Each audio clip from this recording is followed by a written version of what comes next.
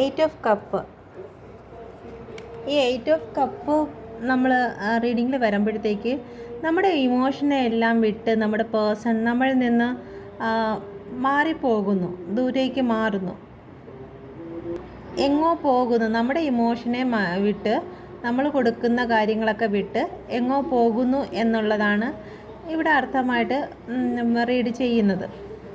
ഇപ്പോൾ ഇത് third party സിറ്റുവേഷനിലാണ് എങ്കിൽ അവർ തേർഡ് പാർട്ടിയുടെ അടുത്തേക്ക് പോകുന്നു, നമ്മളെ വിട്ട് തേർഡ് പാർട്ടിയുടെ അടുത്തേക്ക് പോകുന്നു. ഓക്കെ, ഇത് റിവേഴ്സ് വരുമ്പോഴത്തേക്ക് എന്തായാലും തേർഡ് പാർട്ടിയുടെ അടുത്ത് പോയിട്ട് അവിടെ നിന്നാണ് ഈ റിവേഴ്സ് വന്നിരിക്കുന്നത്. അപ്പോൾ തേർഡ് പാർട്ടിയുടെ ഇമോഷനെ വിട്ട് തിരിച്ച് നമ്മളിലേക്ക് വരുന്നു.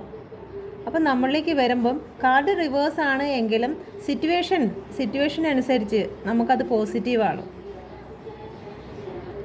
അവോയ്ഡൻസും കാര്യങ്ങളും നടക്കുന്നത് തേർഡ് പാർട്ടി സിറ്റുവേഷനിൽ വരുന്ന സമയത്ത് അവോയ്ഡ് ചെയ്യുന്നതും ഇഗ്നോർ ചെയ്യുന്നതും ഒക്കെ അവിടെ ഒരു ലോസ് സംഭവിക്കുന്നു എന്ന് പറയുമ്പോഴത്തേക്ക് നമ്മുടെ അടുത്തേക്കുള്ള പോസിറ്റീവും തേർഡ് പാർട്ടിയുടെ അടുത്തുള്ള നെഗറ്റീവുമാണ് ഇവിടെ കപ്പ് സൂചിപ്പിച്ച് പറയുന്നത്.